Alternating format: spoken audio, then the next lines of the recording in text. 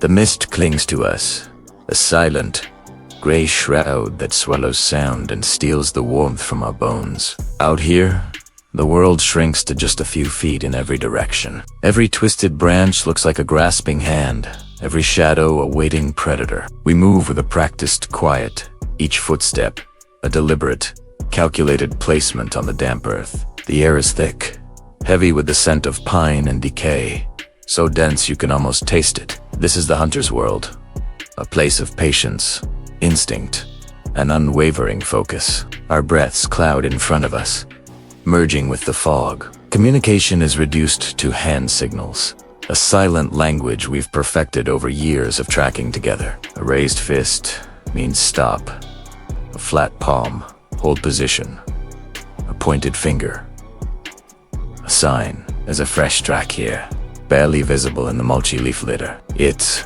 recent. The edges are still sharp, not yet softened by the persistent drizzle. Our quarry is close, and it knows we're here.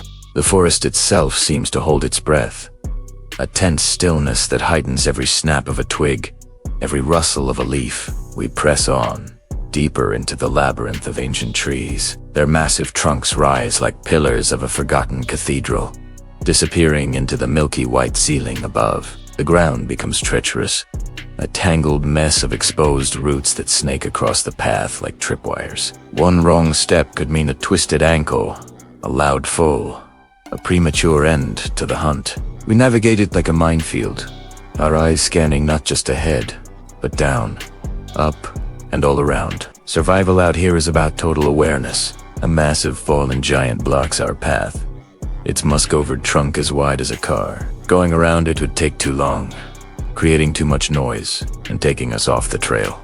The only way is over. I find a foothold in the bark, my fingers digging into the damp wood for grip. As I hold myself up, my heart pounds in my chest, a steady drum against the silence. From the top, the view is no better. The mist is just as thick, the forest just as imposing. It feels like we're adrift in a gray ocean, with no land in sight. My partner follows, his movements as fluid and silent as a cat. We drop down on the other side, landing softly on a bed of pine needles. The tracks are here again, clearer now. The creature is moving with purpose, not fleeing in panic.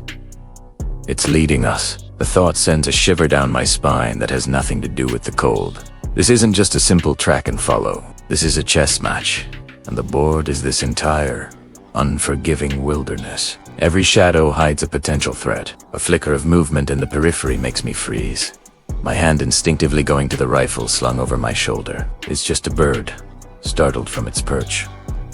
I let out a breath I didn't realize I was holding. The constant tension is draining.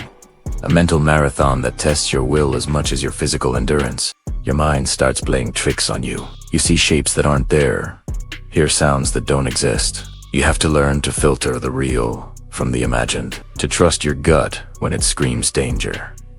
Suddenly, my partner signals. Stop. He points to the ground, just ahead of my next step. I look down and my blood runs cold. A snare, cleverly hidden beneath a thin layer of leaves. A loop of wire anchored to a bent sapling, ready to spring tight around the leg of anything that steps into it. It's not one of ours. It's crude, but effective. We're not the only hunters in these woods. The game has just changed, and the stakes have been raised exponentially. We backtrack, carefully, scanning the ground with renewed intensity. Who set this trap, and for what? Or for whom? The forest no longer feels neutral. It feels hostile. We are no longer just hunters. We are also the hunted. Every step now is fraught with a new kind of danger. We are intruders in someone else's territory, and they've made it clear we are not welcome. The trail leads us toward a narrow ravine, a dark scar in the earth. The only way across is a fallen log, slick with moisture and moss. It's a natural bridge, but a perilous one. A fall from here would be disastrous. The mist is thicker in the ravine, coiling like smoke, obscuring what lies at the bottom. We have no choice. The tracks lead across the log. Our quarry is testing us, forcing us into more and more precarious situations. I go first, my boots struggling for purchase on the slick bark. I don't look down. I focus on the other side, my arms out for balance, taking one slow, deliberate step after another. The log groans under my weight. Halfway across, I hear a sound from the trees on the far side. A low growl. It's not the animal we were tracking. It's something else. Something watching, waiting. My heart hammers against my ribs. I pick up the pace, my careful steps becoming a desperate scramble to reach solid ground. I leap the last few feet, landing hard but safe.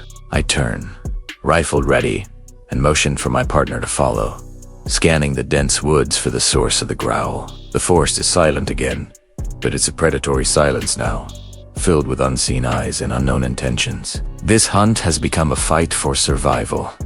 We abandon the original trail. The risk is too great. Our new objective is simple: get out. But in this disorienting mist, direction is a luxury. We rely on the compass, a small, reassuringly solid piece of technology in a world that has become primal and unpredictable. We move back to back, covering each other, our senses on fire. The snapping of a twig is no longer just a sound. It's a potential location, a direction of attack. The air grows colder. The light begins to fade, the gray mist taking on a darker, more ominous hue. We need to find shelter before nightfall. To be caught out in the open after dark, under these conditions, would be a death sentence. We find a small rock outcropping, a shallow overhang that offers minimal but precious cover from the elements, and a solid wall at our backs. It's not a fortress, but it's defensible. As we sit lean, the sounds of the forest change. The daytime quiet is replaced by the noises of the night, the hoot of an owl, the distant howl of a wolf, and other, less identifiable sounds that prickle the skin.